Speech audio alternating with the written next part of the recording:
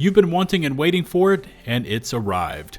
Arrowhead just dropped the Machinery of Depression, Machinery of Oppression update, and it is chock full of changes that look to be, well, pretty good. Did Arrowhead cook? Let's find out. If you're new here and you want to help support the channel, please hit subscribe and ring the notifications bell, and let's find out what the latest is with Helldivers.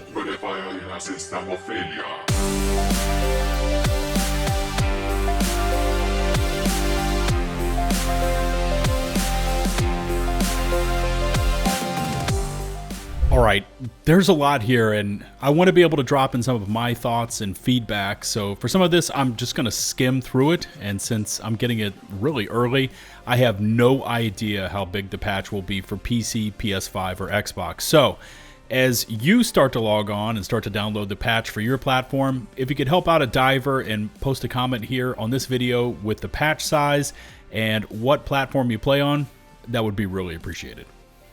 So to start this off, the Machinery of Oppression 6.3.0 update says this: High Command has authorized a significant tactical update with both content and quality of life upgrades.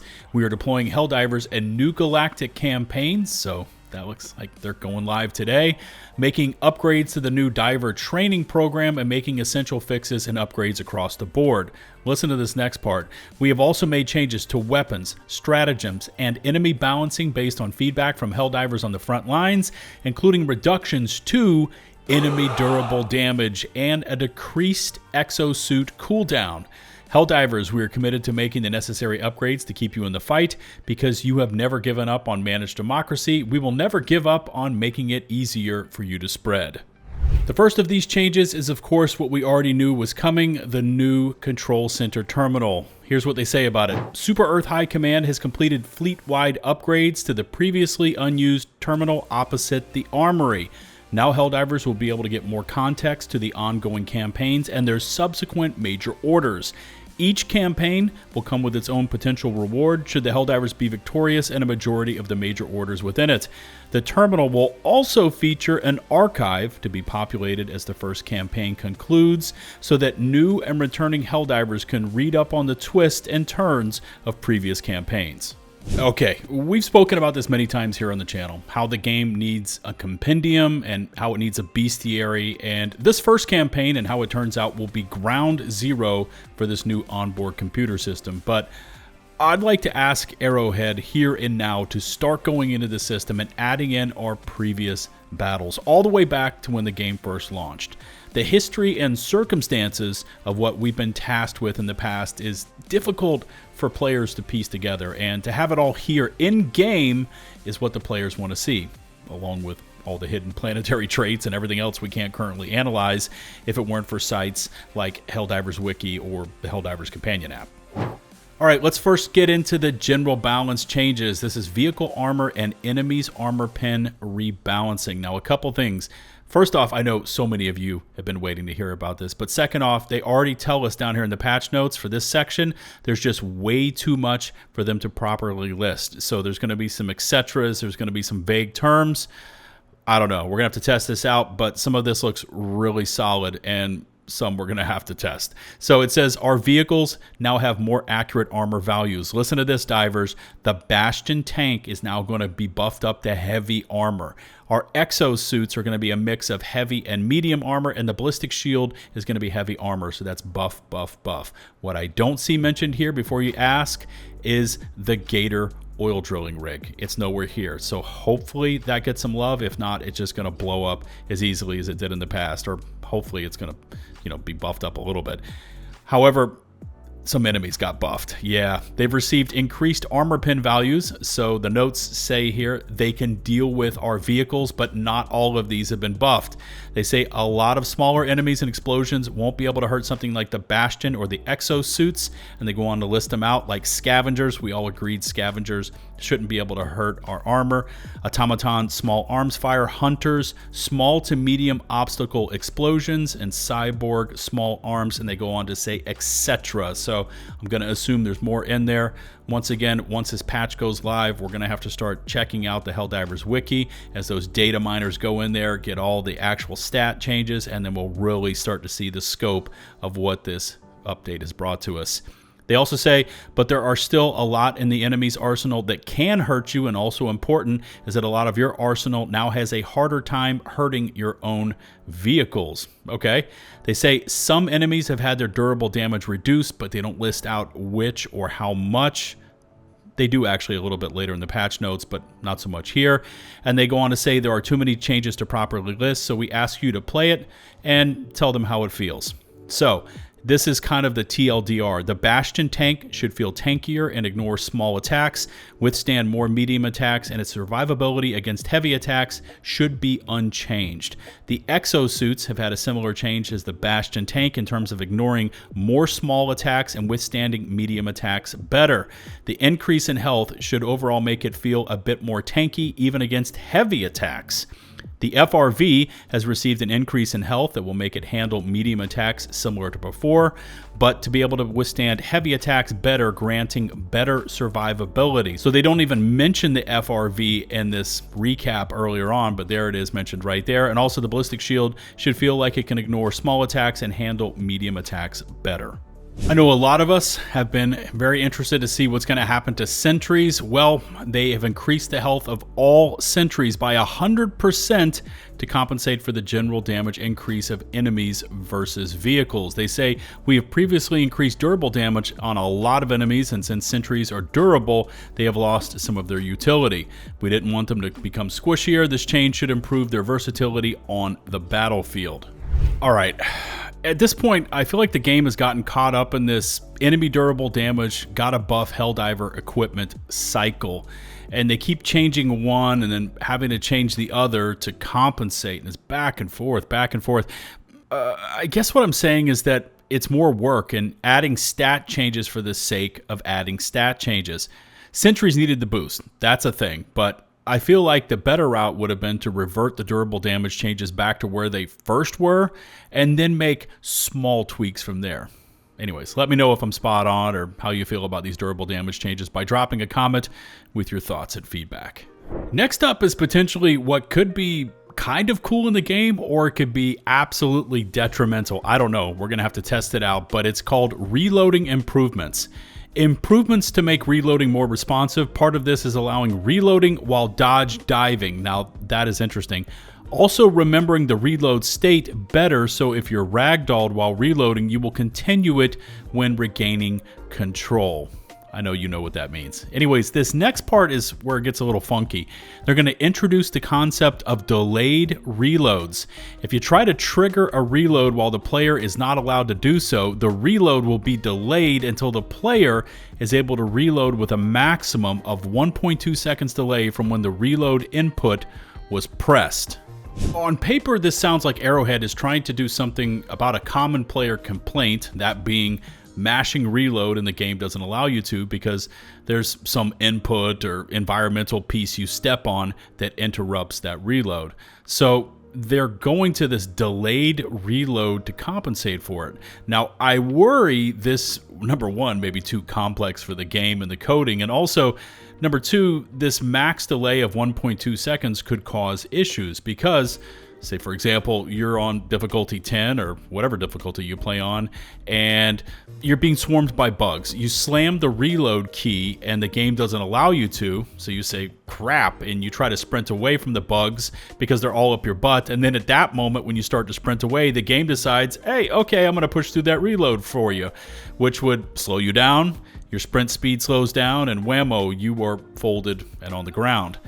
You know, we're going to have to test it out, but I think the better route here would have been just to fix reloading outright so that when we hit the key, it does the thing we want it to. Okay, let's move on. Next up is decreased exosuit cooldown. They say reduce the cooldown of mechs from 10 minutes down to 8. Those are the base timers, by the way.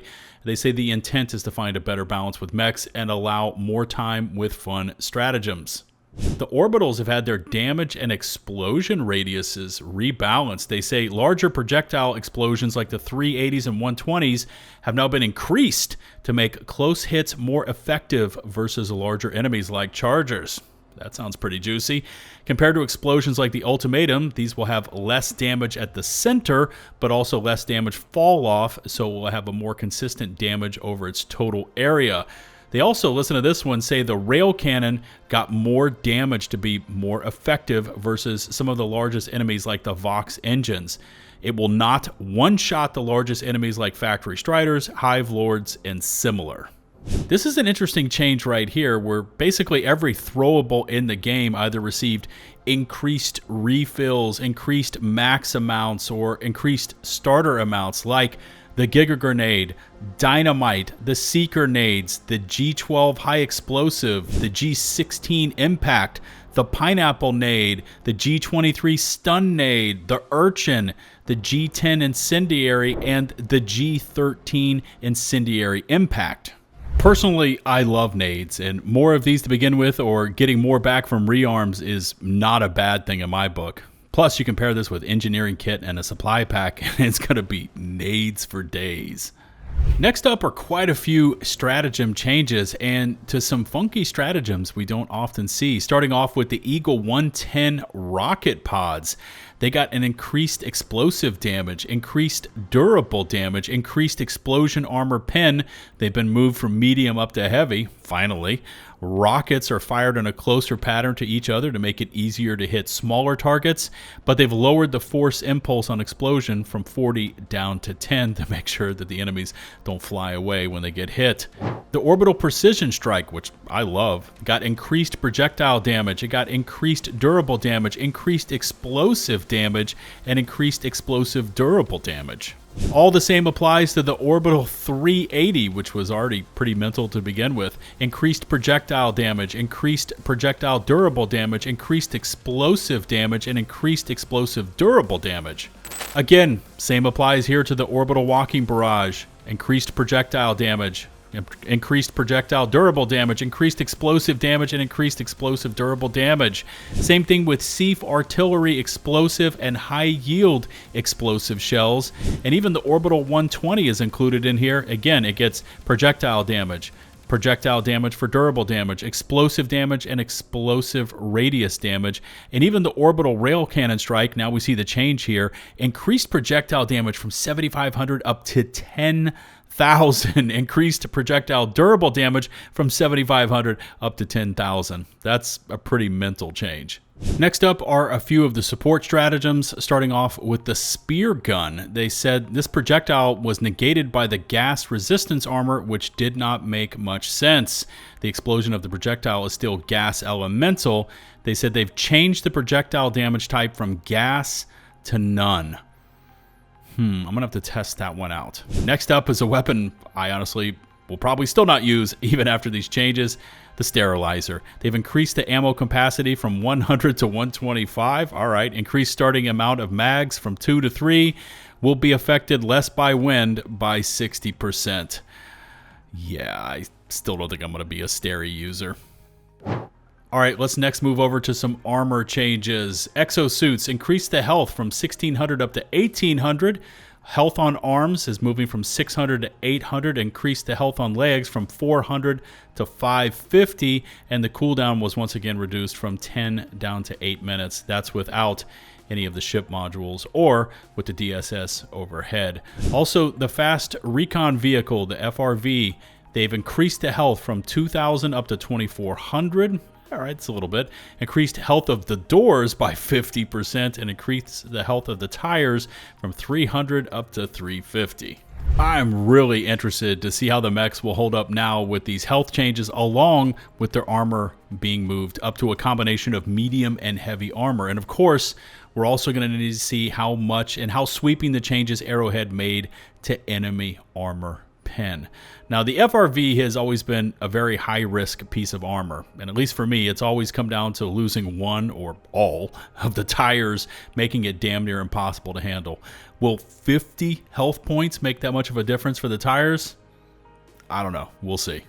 Remember that stealth change to chargers and their recovery turn rates? Well, we've got some charger changes in here to talk about. First off, they've adjusted the charger's turning arc to make them easier to avoid. Now, there's no mention here of how sharply chargers turn if you are hosting the session versus just playing in the session and not hosting, because that is a dramatic difference. I'd like to see it kind of steady across both of those sides. They've also increased the recovery time after the charge to create a window of opportunity. So that's going to add on +1 second. So after they've finished up their charge, you've now got an extra second to try to shoot them in the caboose. They say the charger basically keeps running and struggles to stop if it misses its target. But watch out.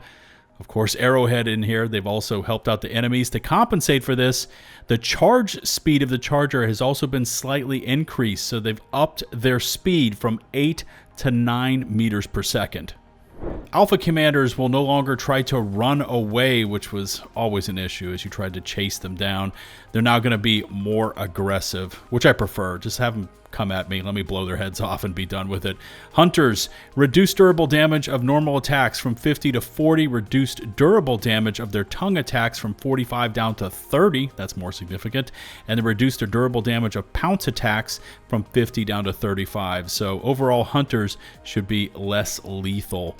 Warriors and spewers, they reduced their durable damage of normal attacks from 80 down to 65, so a lot less durable damage for warriors and spewers. And finally, stalkers reduced their durable damage of their tongue attacks from 50 down to 35. Pretty sweeping changes here for just one automaton enemy, that being the Vox engine. I know it's everyone's favorite. Listen to this.